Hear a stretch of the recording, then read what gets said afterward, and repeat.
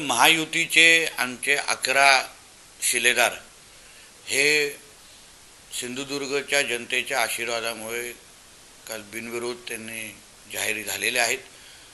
मला ह्यामध्ये निवडणुकीच्या रिंगणामध्ये ज्या पद्धतीने आमचे विरोधक किंवा प्रतिस्पर्धी हे हतबल झालेले आहेत, त्यांच्याकडे उमेदवार भेटत नाहीत, एक एक उमेदवार 4-4 ठिकाणी उभे आहेत, आपसामध्ये असलेली त्यांची भांडणं आणि जनतेमध्ये त्यांच्याबद्दल असलेला अविश्वास जो लोकसभेमध्ये दिसला, विधानसभेमध्ये दिसला, नगरपालिकेला दिसला आणि आता जिल्हा परिषद आणि पंचायत समितीमध्ये दिसला।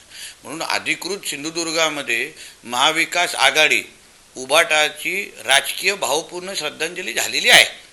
जनतेला कळून चुकलेलं आहे, त्यांच्या उमेदवारांना कळून चुकलेलं आहे की आम्ही उमेदवारी घेतली तरी जनतेचा विकास आम्ही उबाटा आणि महाविकास आघाडीकडून करूच शकत नाही, हे शिक्कामोर्तब झालं असल्यामुळे त्यांनी आपला उमेदवारी फॉर्म स्वतःहूनच मागे घेतलेला आहे।